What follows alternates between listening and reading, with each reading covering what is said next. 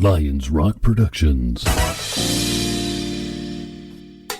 This is Jay This Moore. is Greg Proops. This is Jordan Harbinger. This is Dexter from The Offspring. This is Nathan This is East. Sebastian Younger. This is Rick Marotta. This is Stuart Copeland. This is Mick Gillette. This is Andy Summers. Hey, this is Skunk Baxter. This is Gabby Reese. This is Rob Bell. Hey, this is John Leon Guerrero. Hey, and this is Pete A. Turner.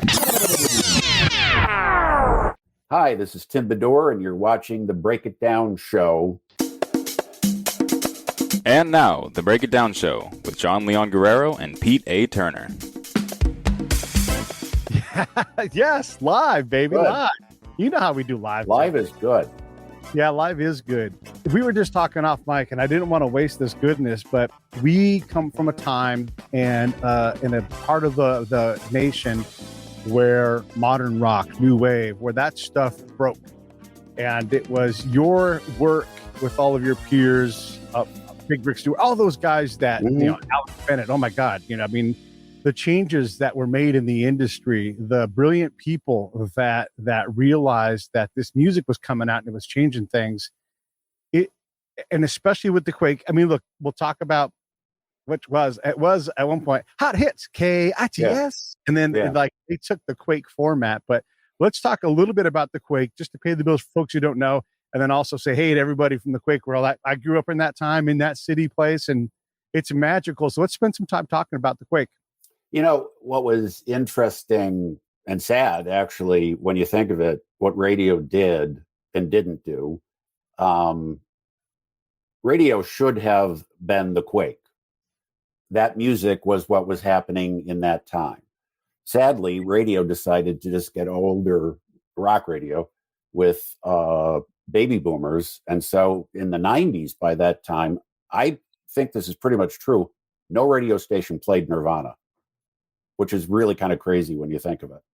The best music that was out there being made in the 80s, in my mind, the Quake played. And that eventually KITS did too. But by the time the 90s roll around, young people did not look to radio for what was good. It ended. And so eventually radio kind of did too. Really did. And in part because I watched, what's that movie called? It's a documentary. I'll find the name of it here while we're talking, but it's a documentary that talks about the New York side of this thing, where the imports literally came in into LaGuardia and they sometimes just pilfered them, and played them first on the radio station, like off in like New Jersey or somewhere on an island, just might have been Long Island. Yeah, Long Island. There you go. It was in Long Island, and WLIR. LIR. Yeah, there you go. And so they had it was you guys, them, K-Rock. This is where music was broken around the nation in terms of modern rock. It maybe LIR was ahead of you guys, but only just barely, barely. And only because they had a running start. It wasn't like an easy listening channel like KQAK was, the Quake. So it's also super short, the time where the Quake existed. They had this viable format, but apparently it wasn't viable because they went back. It was. Here's the problem. And this may be the backstory that is little known or told, but this is what happened to the Quake. So some guys from Chicago who had run some very successful radio stations there in the 70s decided they wanted to be in ownership as well. They were unfortunately the minority owners. They got a judge from New Jersey to put up the majority of the money that KMPX was sold for and then became the Quake. So this judge from New Jersey had owned maybe one radio station before the Quake. And he unfortunately also owned a bunch of condos that he built next to a swamp in Florida. And the condos were sinking. So he had to do something about that. He pulled all the liquid cash that he had given to the Quake to operate for the first 2-3 years without telling management that the money was gone. So checks started bouncing in incredible amounts right when we came on the air. So advertising, billboard people, TV people, everybody, we owed money. And we basically could not promote after the first 3 months. Everything was just whatever you take in, that's all the budget that you have. So we were behind the 8 ball financially. Even with no promotion, by the time the Quake ends, we were the #1 music station in San Francisco County. So it was successful. And if we hadn't been in debt, we would have been okay. But there was no way to make up the debt. In fact, there were times when, there were promotions where you send in a self-addressed stamped envelope to get tickets to the Alex Bennett Breakfast with Bennett shows or something. And the reason that they did the promotion was to get all these self-addressed stamped envelopes so we could steam the stamps off to use for postage. That's how tight the money was. And that also, that desperation and that weirdness fueled a lot of what happened on the air. I think management understood they wanted us to be wild, and they hired us specifically because we weren't going to just be time and temp guys and whatever. But, if things are so difficult working here and we're not going to get raises, you better let us have some fun on the air. So, and it really does, the Quake just got out there. And part of it was just because of the circumstance. Yeah. To say you guys were #1 doesn't capture it because it impacted lives, especially, I'm, I don't know, 12, 13, 14 years old. I had a stereo in my room. I had a radio, and the radio led what I bought for the stereo, and these things were incredible. And the Clash were winding up their career, but boy, oh boy, were they still relevant right there. Yeah. And a movie like Valley Girl comes out. I know they're trying to make, or maybe they've already made a new Valley Girl. There's no way to make that movie today with the music choices that they made. Back. It was so different because it was a tidal wave of music coming in that really, truly was modern rock, and that it was the rock of that moment. Well, and then young people could really own it because it was not something the mainstream media or radio was even playing. So it was more exclusive, and we had that one radio station. You had that one radio station in your area that played, and then the jocks were different. So it really, we did kind of get into people's lives. You can kind of see it. There's a Quake Facebook page, and the comments that people say, really just reminds you that you're in their life, in their youth, and had an impact, like the Big Brother that is on the air and stuff. So, yeah, it's a very personal medium. Radio is so potent, just because you are talking to one person at a time. Alex Bennett, you mentioned him. He was integral to, people from this era because of what Alex did. He wasn't before Howard Stern, but he was in that mold, in that time. He wasn't a shock jock, but he was just so goddamn cool. Him and Joe Rogelski and all those guys. And they, they did this thing one day where we watched the video for Thriller over the radio, and he and Joe Rogelski would talk it. And it was just so free formed and flow and just goddamn cool. And then he would bring these comedians in. I wasn't even old enough to go to a comedy club, and I was desperate to go to one. As soon as they would let me get into a car and take a date, I knew to go to a comedy club because these guys were brilliant. It wasn't just the music. It was this cold bomb that went off, Well, when the Quake started, there was in radio at that time, if it wasn't a hits FM station, it was called AOR, Album Oriented Rock. Right. And the Quake management, who was very progressive and I think really good management, actually, they wanted it to be POR, personality oriented radio. So that was always part of the plan. It wasn't just going to be a morning show and then everybody else plays music and shuts up and tells you what the weather is. So it was a lifestyle. That radio station caught San Francisco, the comedy boom. It was part of that, and the music, and it was just part of this whole thing. It did. I thought at first it wasn't going to be cohesive because Alex wasn't playing music in the morning, and you kind of need to establish with a morning show what it is, what the station is.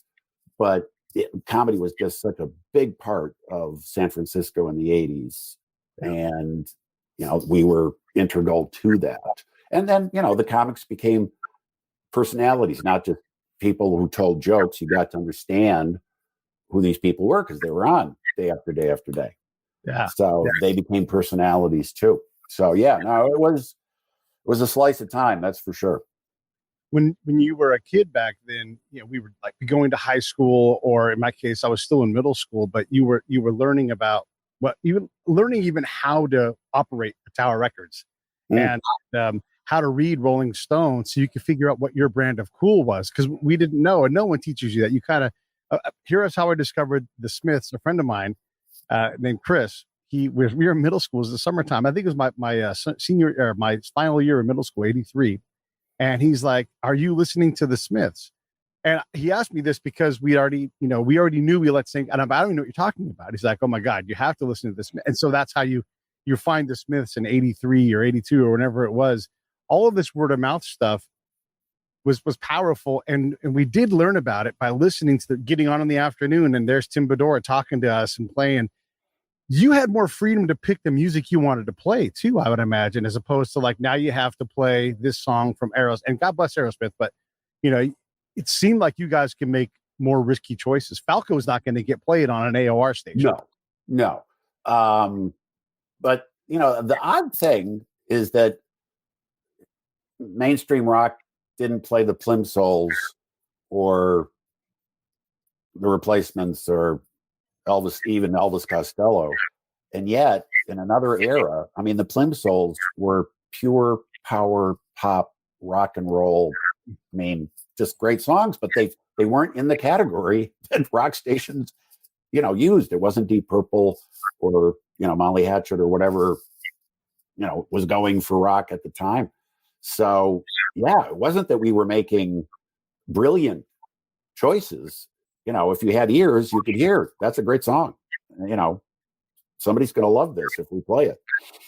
So yeah, it was an odd time actually for radio, but it benefited us because we had this unique audience.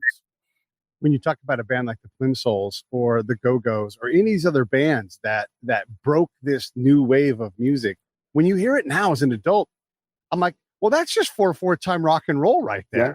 Like a lot of it, like literally not different at all.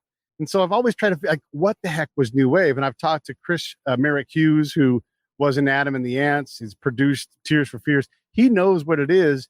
I've talked to other guys. Jack Hughes has been on the show from Wang Chung. Like, what was new wave? So what would you say was new wave? What was this genre or genres of music that you guys were exploring with us? Well, new wave was a huge mistake. They never should have said this is new. And the bands didn't. The bands, in fact, I interviewed Chrissy Hind once, and she hated the idea and insisted, we're a rock band. Don't call us new wave, because people categorized new wave as this other thing that I am not. And yet, if you listen to Nick Lowe late 70s albums, it's just late 50s, early 60s, just rock and roll.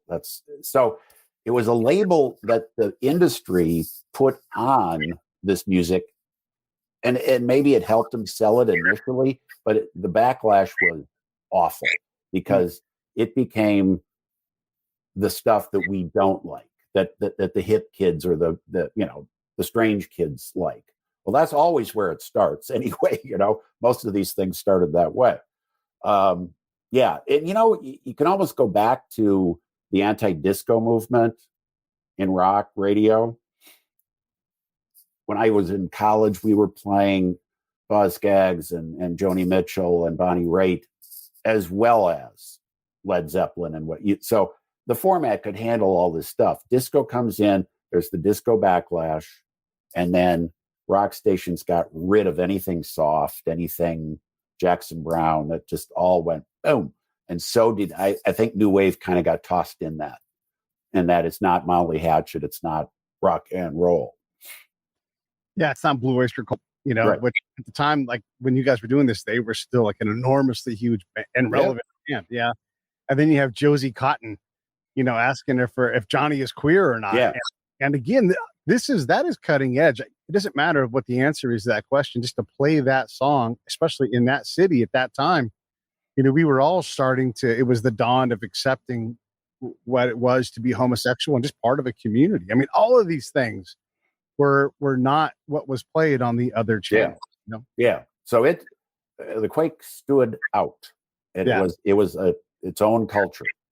What was it like between your peers on the other channels? What were they saying to you guys? How when you ran into them at the store or DJing things or whatever? I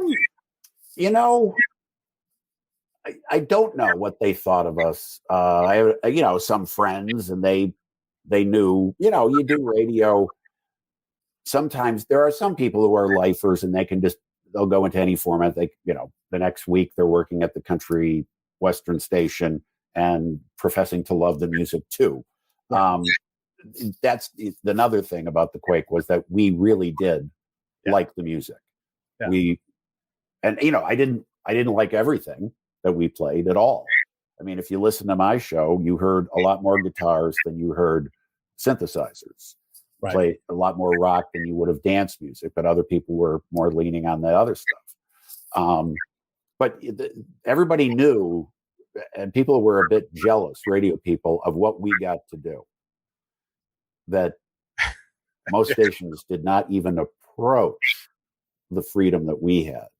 Yeah. So, in fact, I was talking recently with a guy who was on, one of the top 40 stations, who did afternoons opposite me, and he said he gave me the compliment that he thought my afternoon show was the best on the air in San Francisco, just because of how much I got to do a thing called the Bible According to Tim, which was like openly questioning religion. Yeah. Time after time. And they were fine with it.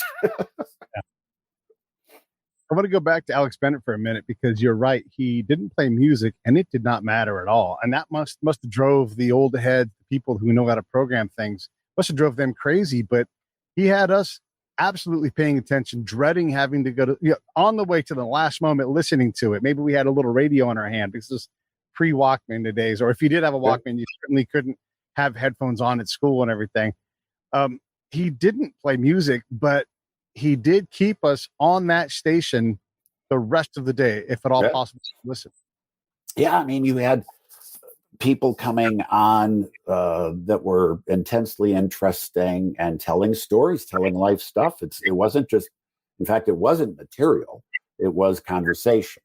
So you're hearing about Bobby Slayton's latest experience, or the girlfriend, so it's just very human. I mean, it's a soap opera.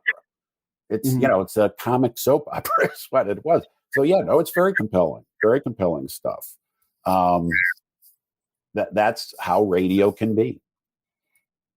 There's a guy named Rick Carroll who drove a lot of this taste. He was a tastemaker, died way young, but he had his finger on this pulse. And there's a few other people in this world too, but Rick is one of the guys that's recognized, and he's enshrined in halls of fame and that kind of thing. Did you have a chance to meet him? Did you know? No, he was. We hired him to come up from L.A. K-Rock. He was the consultant for the first year or so, for 6 months. I met him and partied a little bit, hooked him up with some people. He was.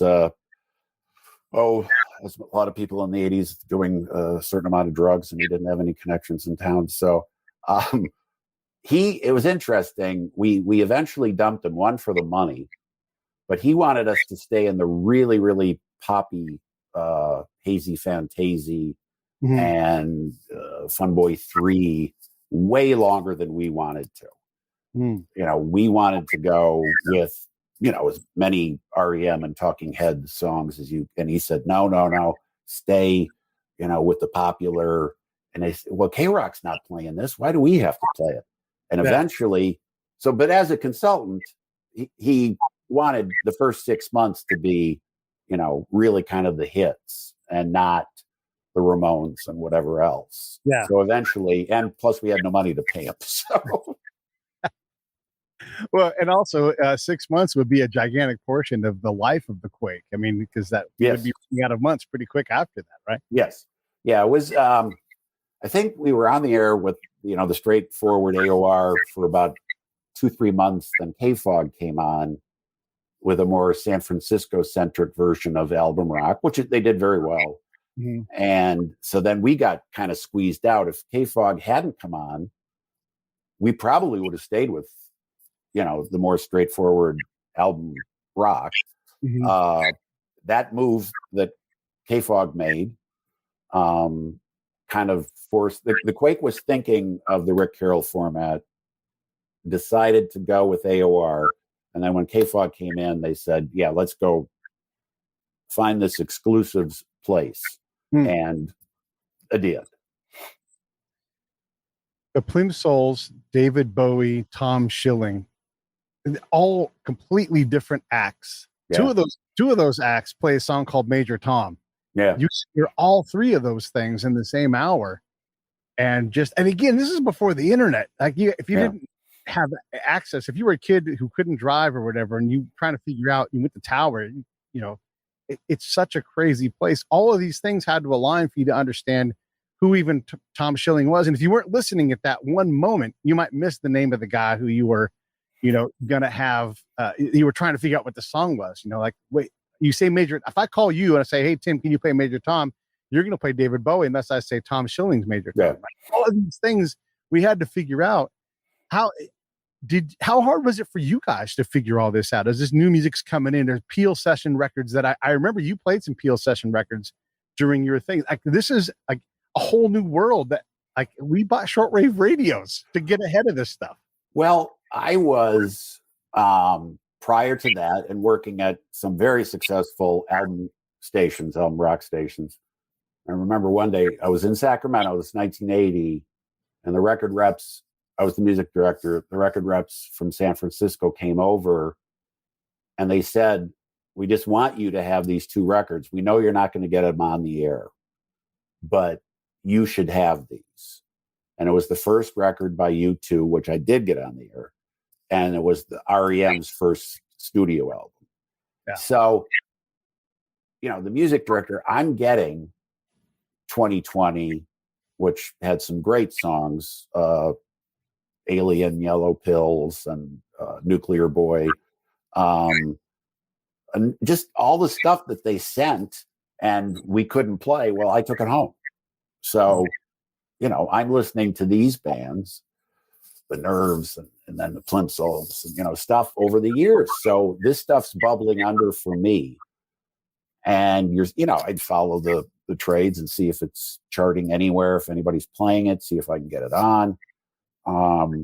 So yeah, we had absorbed all of that stuff prior. And then, somebody's a big fan of Pete, he'll tell you this, and we exchanged information about, did you know that, this band was that before? And, so yeah, we were into the music. We were fans of the music. Thus, we wanted to hear more about, one of the best days that I had on the Quake, Elvis Costello was on tour. He came in on a Saturday afternoon, brought a big leather satchel of records he got at Village Music in Mill Valley, which he said was the second greatest album record store in the world. And so he's playing music that he thinks we should know or like. And we're talking back and forth about,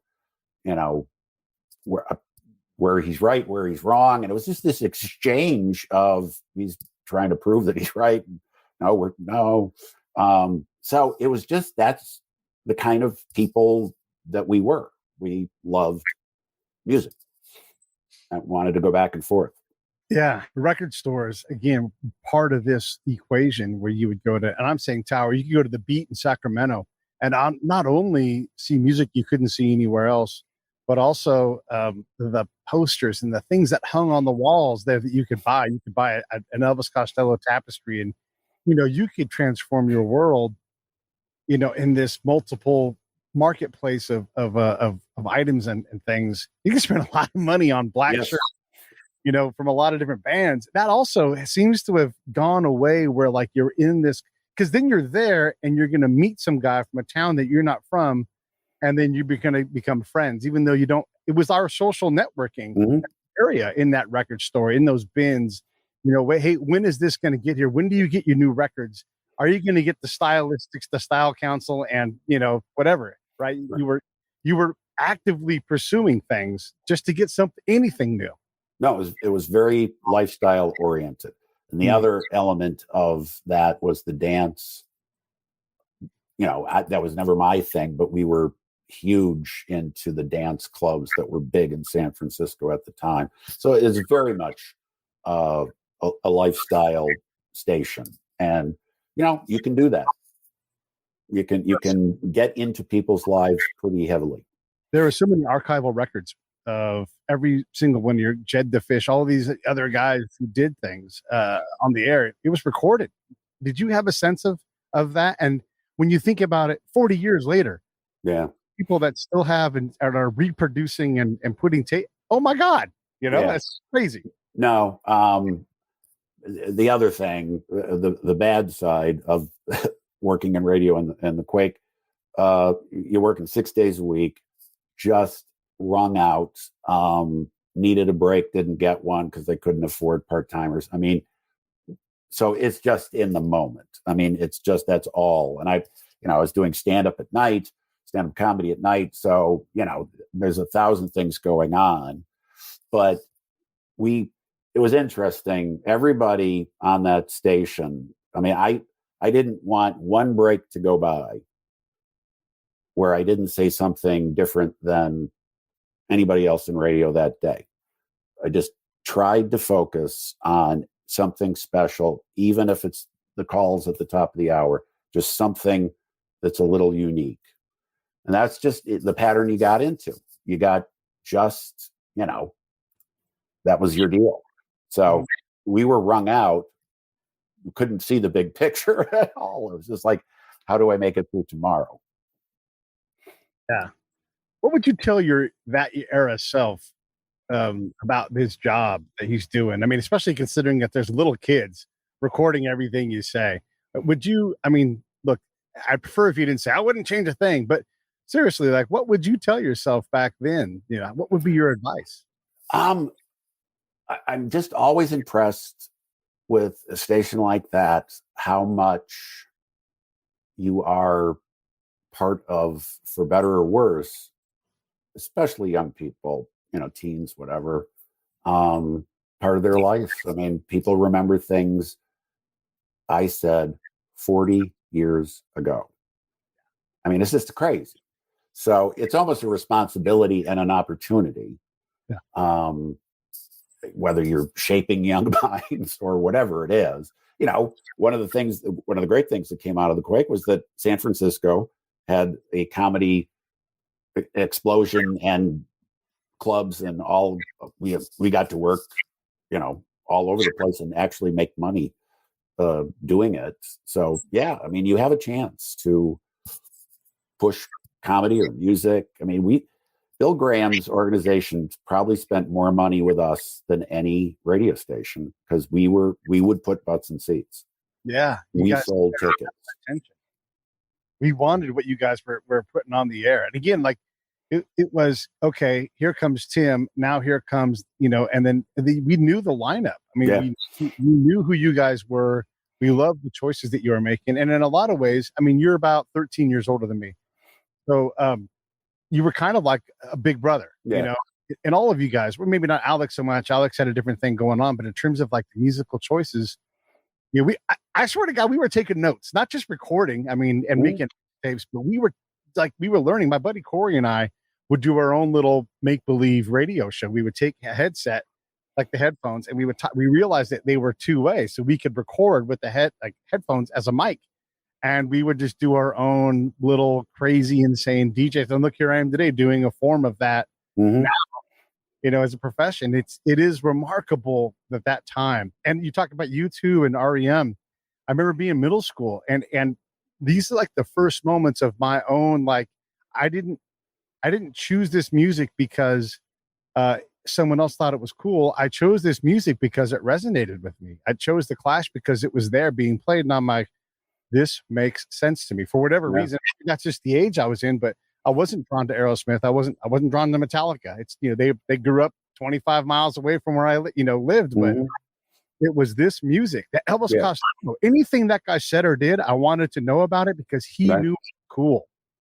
Yeah, and so where did the rest of rock radio go? I thought, to the superficial and stuff that hasn't lasted. Yeah.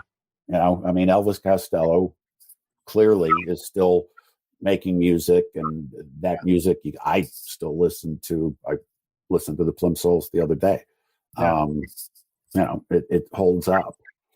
But you could probably look at our playlist and see a bunch of stuff that didn't hold up too. But no, I think we were playing the bigger talent people. Mhm. David Byrne, easily more talented than anybody in all those other bands. Deep Purple, yes, they could play. All right, fine. But, some of it hasn't aged well, though. I mean, Duran Duran was a monster band, but their stuff is dated. I mean, they still can play it, and we still love it and everything.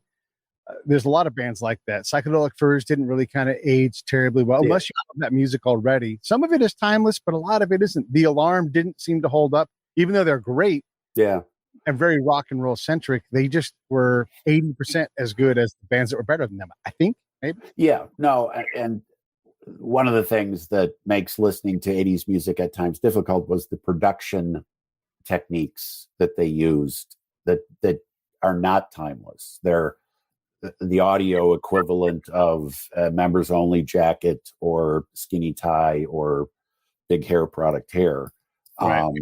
It sounded right in the moment, but it didn't do the longevity of that music any favors by doing it that way. But I don't think, REM never did that, and the Plimsolls never did that. And, there was just a lot of music that was well done that you can still listen to. There are some things. I listened to Tim Scott Swear the other day. I have the album. And as much as I liked that song, it does sound like an 80s production. Mm. I wish it hadn't been that. But it was a great song. Yeah. I could talk about this stuff all day, but I also want to get back to the modern times. And you mentioned comedy, some of the transition. But before I do that, just everybody, if you can, if you're watching the show and you're new to this, or if you're a Quake-centric kind of person you're watching, just right below there is the link to my YouTube page. It'd be great if you subscribed. If you are so inclined, go to breakitdownshow.com, click the PayPal link. That's how you can support me directly. I don't need Patreon. I don't need anybody else. I just need you and me. And you guys help support me so I can stay busy. I'll go on the road. I'll go grab more interviews. And look, I'm not trying to make $1 billion here, and I'm asking for small amounts. But every month, you gave me $5. That might fill my tank up and send me on, go get you something incredible. So that's what I'm asking for that. Let's get into the modern times, Tim, because you mentioned that you were able to do comedy. Did you do a lot of middle school, high school DJing from dances? And then how much comedy were you trying to do back then, or did you grow into that world? No, I think, I loved radio. I used to fall asleep with the transistor in the pillow and listen to WLS out of Chicago, because at night you could get it in Wisconsin where I was growing up. Radio just got in my bones, but I don't think I ever saw it necessarily as the end game. People like David Letterman, Johnny Carson, they went from radio to TV to national TV. I started, and I've always loved humor. So I started having comics on my show in Sacramento, then Houston, then San Francisco, and I started doing stand-up.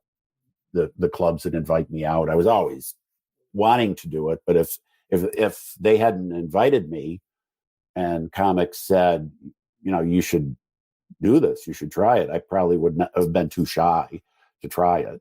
But it just is wide open as the Quake was. Stand-up is clearly just way more personal and wide open. You can say what you want to say. And it was just such a fun group of people. By the time I got to San Francisco and got in with those people, this is what I wanted to do, because you're working at night. I could play golf during the day, softball during the day.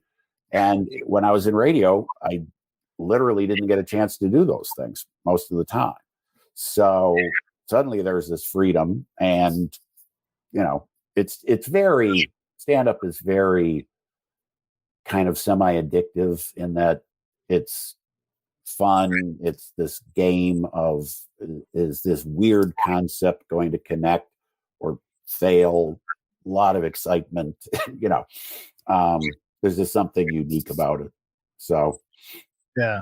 Back to the Alex Bennett thing. It's the access to these comics. And one of the coolest things about Alex was you could sit in the audience. You could play hooky from school or do whatever you're doing, and then you're looking at Will Durst. You know, like, I felt like I knew Bobby Slayton. I still feel like it. I still feel like me and Slayton are friends. And then I bet if I approached him, he'd probably be like, "Yeah, man, I get it. We all had a great time." And there's so many comedians from that era, and I'll forget all of them. But there's a guy named Tree that was on that was hilarious, and just all these different. Who was the guitar playing guy? Dr. Somebody. Dr. Gonzo. Yeah, there you go. Dr. Gonzo was great. Yeah. So you had all these people. Did the station help you establish that connection with the community, or was it external stuff for you that got you into those guys? Alex was at KMEL before, and he was having comics on. I don't think to the extent, but the Quake management knew, and they built the studio so there could be 20, 30 people in the audience. And they were both compatible one with the other. We supported them, but the comics, without the comics, 6 to 10 a.m., what was Alex doing? Yeah. So it was, really good synergy. And they wanted me, the management, to be doing stuff in the afternoon and have comics on as well. And I did, in fact, I think the first time Jay Leno ever interviewed somebody on the air was on my show. Wow. We had Jay dropped in, and it was so hot at the time as a comic. And I'd had him on and done shows with him before. And then, so he was at the other cafe. He drops in to say hello. He wants to plug his gig. Fine. And then we had General Public was coming on at the top of the hour. They were doing a concert, and we didn't want to lose Jay. So I had him come over to my side of the control board. We sat next to each other, and we interviewed General Public. And, that was probably the first time he ever interviewed anybody in the air. And we did well. He did well. In fact, so they come in, Twakeling and Ranking Roger. And so you got white guys with dreadlocks and black guys with blonde hair. They're the hippest people in the world. And Jay does not look like a hip guy, never did. And he looks at these guys and he says, we did the same stuff. Basically, you do music, I do comedy, but people are paying to see you. Don't you find it's just 2% of the kids that are bad? And they are stunned. But everybody in the studio, the management radio people, had crammed into the studio to want to see this combination. They knew that he was joking. They broke out laughing. Then the band knew it was a joke. And it was just a great interview. We had great fun interviewing General Public. So we started Jay's broadcasting career. Right. You launched him. And if I managed to wrangle Jay on the air, you're going to co-host with me. You're going to remind me. Yeah, there you go. He owes me. Career, kid. I made you. Yeah. Get out of here. No, that is the kind of stuff that used to happen on radio, not just at the Quake or KITS or whatever, but that you could have that happen. But most stations would not have been that loose to try. I mean, the parameters were wider for us. That's why that happened. That we would say, stick around and let's do this. I'm curious. We'll get back to comedy in a minute, but I'm curious about this. Some acts just don't make it, right? And without a Quake, without a LIR, without a K-Rock, like if K-Rock found you, you were made. I mean, whether it was Sugar Ray, no doubt locally, or an act from all over the world, if they found you, they could break any act. I don't know if it's true for the Quake because you guys weren't around long enough to really know about all that stuff. But does a band like The Cure find success? And then why doesn't Susie Quattro or Paul Weller find success here when they are fantastically successful in the UK? The Cure that was an amazing, because again, nobody really in radio was playing them nationally. They sold out Dodger Stadium. Yes. Dodger Stadium. Yeah. I mean, few bands ever get close to that. So they connected in a deep, deep emotional way with a huge chunk of people that age at that time. Weller and the Jam, obviously, Style Council, brilliant stuff. Big in the UK. Had a hard time getting it on the air. In fact, I think the one Jam song I got on the air was either That's Entertainment or A Town Called Malice or something. And it just, didn't sell any units. Therefore, we're not going to play it anymore, Tim. I'm sorry. No. So some of it's cultural. Mm-hmm. I mean, The Cure with all the goth stuff and the angst and whatever, and the Smiths too. I mean, Morrissey definitely dove deep into that emotional strain and people responded. But yeah, it is something how they did connect without a lot of radio support, because let's face it, there were a handful of stations playing that kind of music and that was it. And The Cure in general, just if you look at what it took for them to actually break out, 85, I mean, they were already 4 or 5 albums in, Like, you might know about Three Imaginary Boys if you were cool, but most everybody found them after Let's Go to Bed. And so even if you're playing it still took a while for us as a population to catch on to just how incredible they were. And they weren't terribly radio friendly, to all the radio stations' benefit. A 50-second intro, is a little tough to swallow.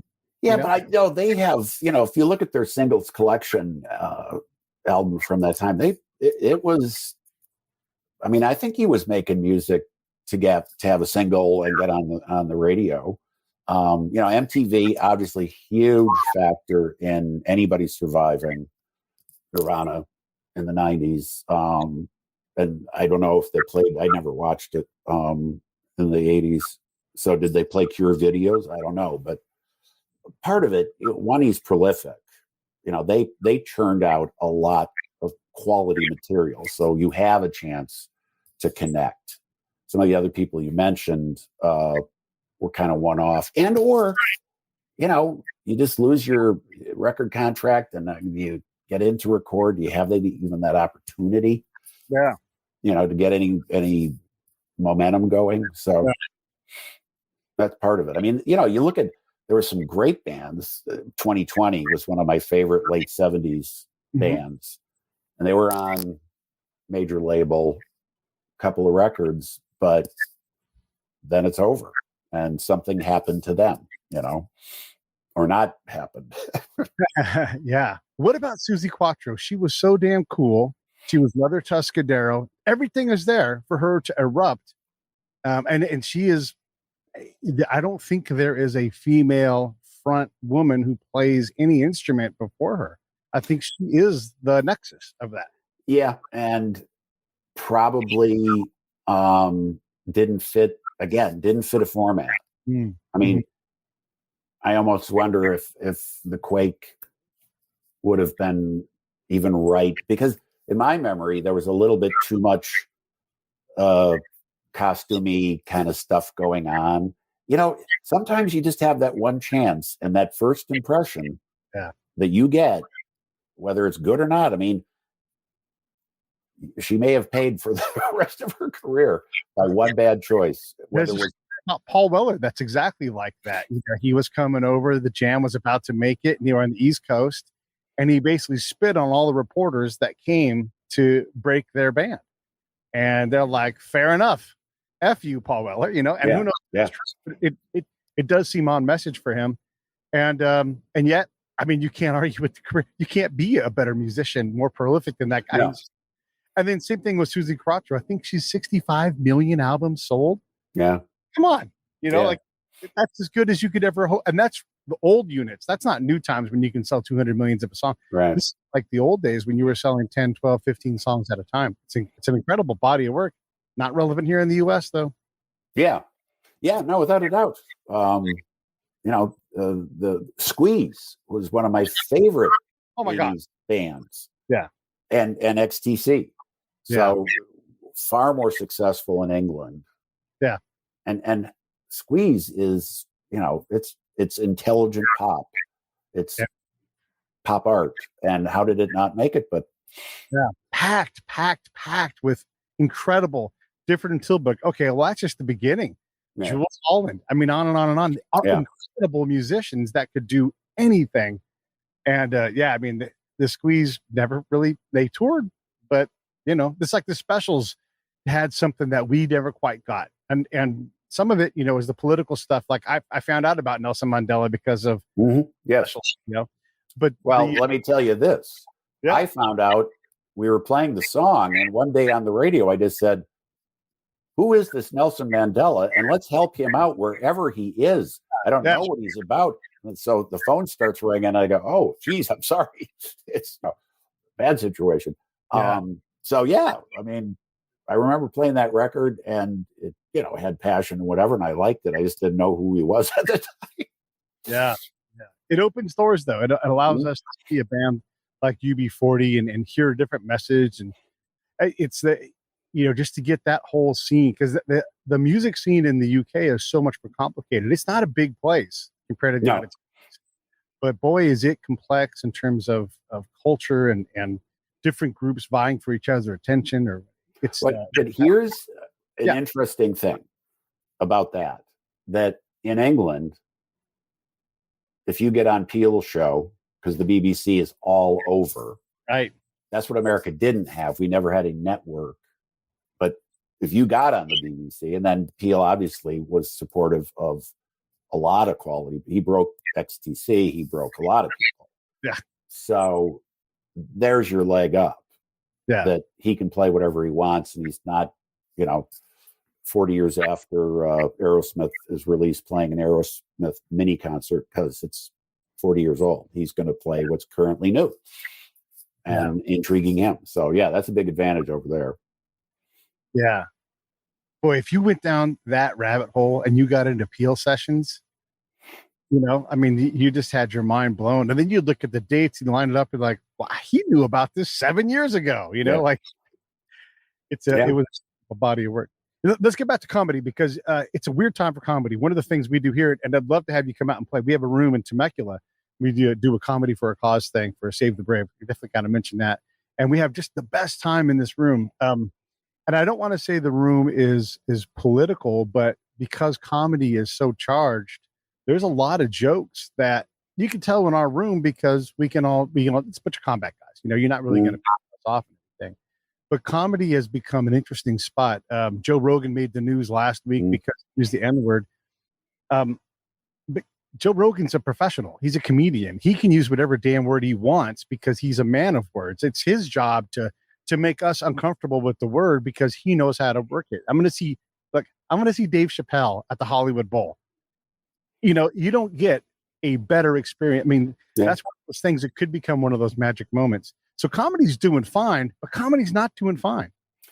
I think part of the problem definitely is that some people went way too far, took the easy route, the shock route, been doing it for years in stand-up. So they may have ruined it for everybody when it was, either too vile or too stupid or too shocking because they didn't want to put the work in or didn't have anything really to say.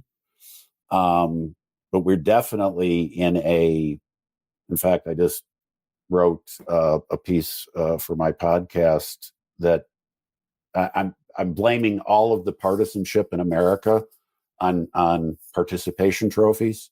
So it's kind of a tenuous link, but it's, everybody's gotten into their own teeny space. It's all about the individual. It's not about the greater good. I mean, when I started, you could go into Orange County and do Reagan jokes and critical stuff.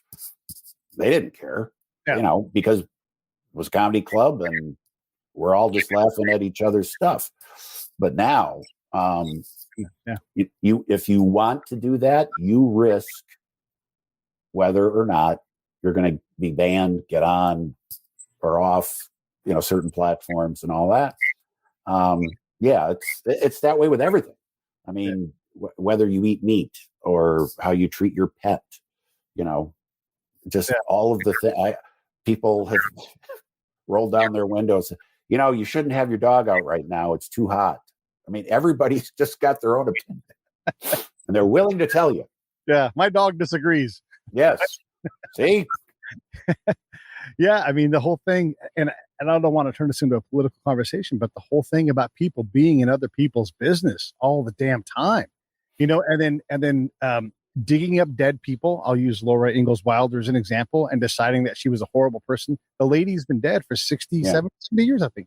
Yeah. So we're not talking about real things. We're talking about make-believe things. And then also old offenses from old times and old things. I watched Greg Giraldo do a fantastic roast of Pam Anderson, and he talked about her getting canceled, but he meant from TV. Yeah.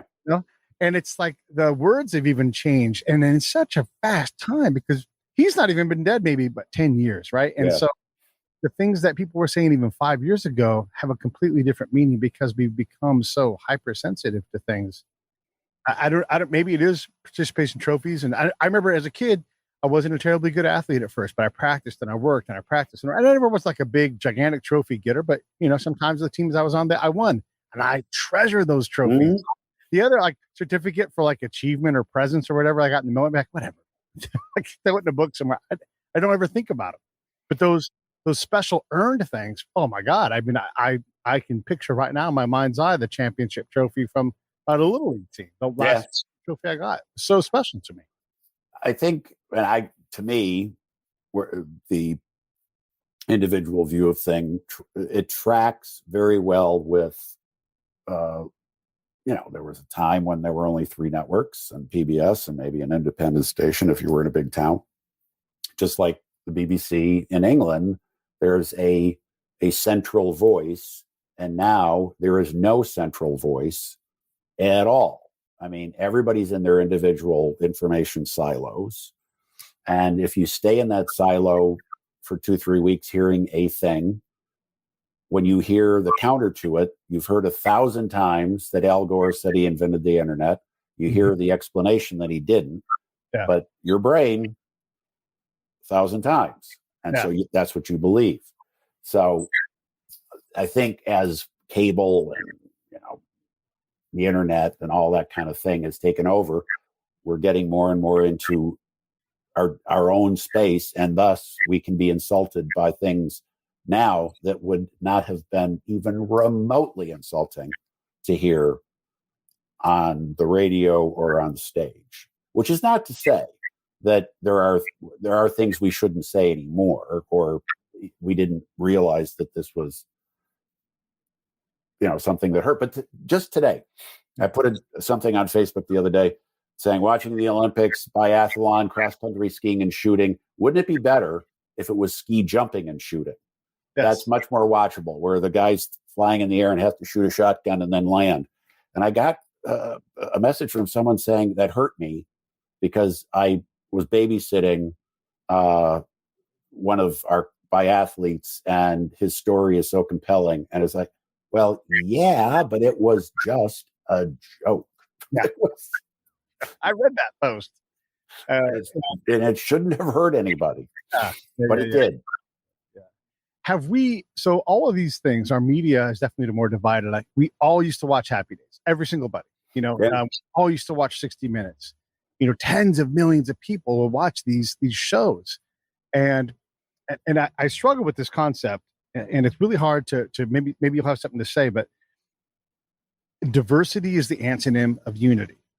And you can't just go to one side or the other. You have to strike some kind of tolerant balance where we're diverse enough, which the U.S. is great at that. We're like a self-populating diversity machine. We don't have to really work that hard at that part of it, but we do seem to have to work, at least right now, on the unity thing a little more. What are your thoughts on diversity versus unity?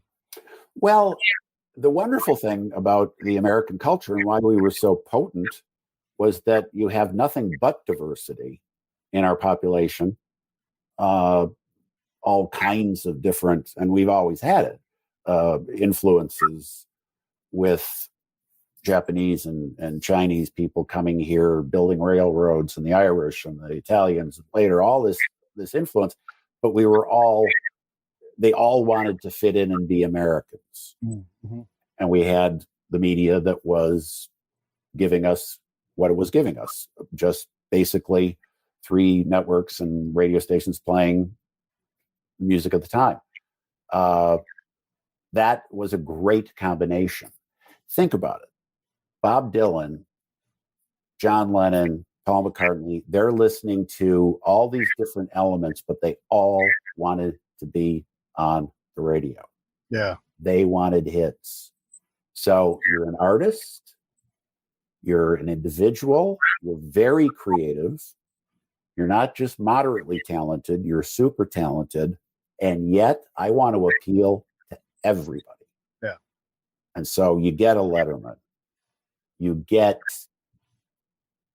Mel Brooks at his best, not the worst, but the best. Yeah.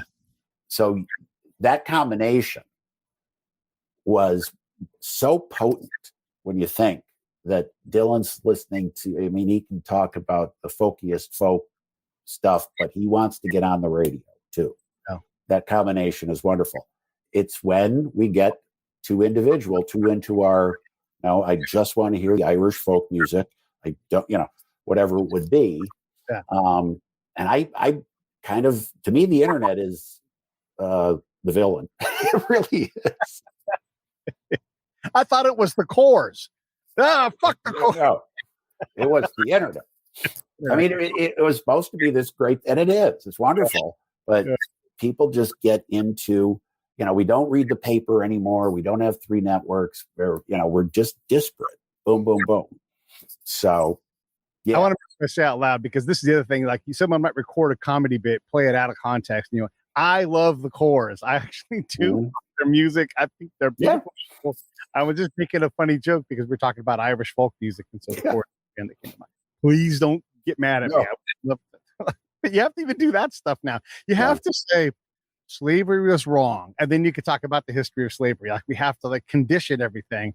And it's like, I don't know, man. We're getting further from the problem and more towards the performance of why we're okay to talk about something. And I just don't think that's a good way to go. It's hilarious for you comedians, though, to be able to make fun of that. But well, I'll give you an example of where I think it's a problem. So 24 plus years ago, my daughter's about to be born. We do the ultrasound. We find out that we're having a daughter. And my first reaction was, I hope she's a lesbian, because it just hit me that boys, sex, I was one of the nice guys and I was horny beyond belief. And the girls' fathers trusted me and they shouldn't have because I presented well, but I was just as bad as everybody else.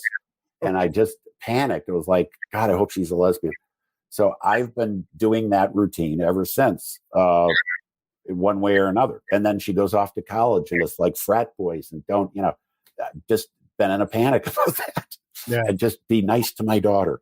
I did that routine in Mill Valley and it was just the stunned silence when I said, I hope she's a lesbian. Yeah. And it's not that they don't support choice and whatever they do. I think because of my age, they just didn't know where I was coming from. Right. They didn't trust. They judged based on the word. Oh, it's the worst. And that was like, are you kidding me? I'm saying I want my daughter to be a lesbian. And now that she's 24, can we nurture her into being a lesbian? Because she just got dumped by this guy in real life. And it was horribly painful. And I don't think women would do that to one another. Now, maybe they would, but it couldn't have been more positive. And it was like, well, we don't know if we trust you because you're a baby boomer. Oh my God. There's so many things to talk about with this. The fact that lesbians are now an out group, and the fact that they're like, hey, we don't want dudes in our sports. And this is not, I'm just giving an example here. Yeah. But that's become a real problem for people. And if you're in a comedy club, you just don't quit trying so hard. Like Well, a little bit. Either judge or give the benefit of the doubt, or what are we all doing here? Yeah. What are we all doing here? Yeah. I mean, that's part of this problem with this whole thing is, we're so quick to decide something. So I wrote an academic article about female empowerment in conflict zones and how ultimately it's unethical to do it because we don't take the time and take it seriously, right? That's like the thing. Okay, who cares about that? When I would present this paper, or if I would like flout the idea out to someone who's an academic professional, I would already be in a fight. And they want to know, like they want to determine how to put me in a box. They're like, which women are we talking about? And they'd be very angry, like, whoa, hold on. We're just having a conversation about the concept of a paper. And they're like, but what women are we talking? Well, we're talking about their women, the host nation women. Well, they're already empowered. And I'm like, yeah, we can't even have the conversation because you've decided I'm an asshole before we've even started. Well, and it's part of the world of, we judge things. Yeah. We give a like, we give an emoji, we give a response. And I believe this is absolutely true, that the response on social media is like a car horn. Oh boy. Yeah. Where you will beep and you will flip someone off. Yes. I love it. So easy. But if you knew that you were going to meet them at the grocery store 2 minutes from now, you would never do that. Yeah. You would never be that angry. And it's the protection of being in your car and we're not going to be together. In fact, they took the horns out of cars in Sweden like 20 years ago. Accidents went down. Yeah. Because people were not forcing you to stop by beeping, I'm coming through. Yeah. So they had to drive without that communication, and car accidents went down. Yeah. So the internet, I think it's making us divided more than it was supposed to be. I mean, the people that are brought together are of like mind. Yeah. And anybody who's not in the group is just so bad, doesn't get it. We can't talk to you. Yeah, it's a divisive thing.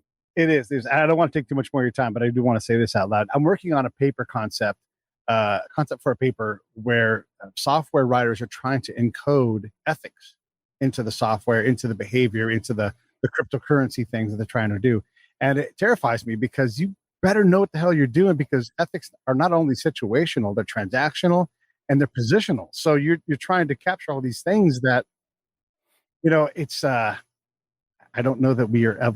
Maybe at some point we'll be smart enough to do it, but I don't think that we are. But we sure believe that we are, and then you create these outcomes that are the opposite of what you actually designed. Well, and so much of it's generational. I think part of the PC problem is, and this is stuff I love talking about. I've actually done a number of my podcasts, which is called An Agnostic's Guide to Heaven, and all these topics I talk about under the guise of being a life coach and a spiritual guru, but it's the storytelling is what it is.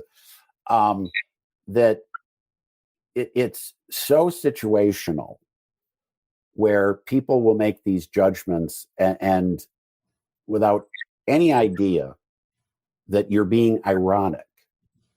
Baby boomers, the detached ironic comment where you're saying something that you mean something that is the opposite of what you're saying, is maybe part of the problem, because younger generations just take what you're saying literally. So some of it's generational. I hated puns, but my dad's generation loved puns. Puns were just everything, like big band music. And then all of a sudden it was like, Dad, stop with the puns. That's not funny. Tim, you're a comedian. That's fun. No, Dad, it's a pun. It can't be funny. So, maybe baby boomers have aged out with irony. Yeah. But it's really kind of sad that people look at, irony is such a rich concept comedically, and it's kind of hurt or lost.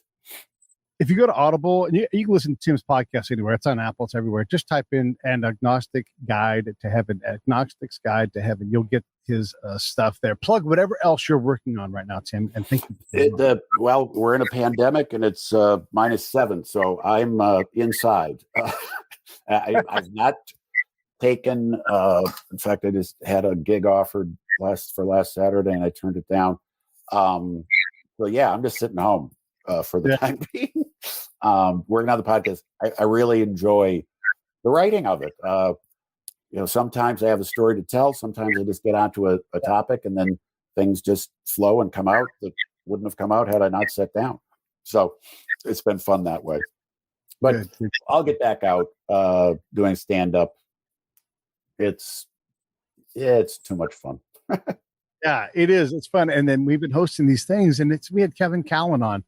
And oh my God, him and Kevin McNamara broke the room apart. One of the best comedy nights I've had. You get to a point, and you'll get this. Once you've been to enough comedy shows, I have a good time, but I'm not like, oh my God, I had the greatest time of my life like you are when you're young. It was one of those nights where it was so good and so wonderful.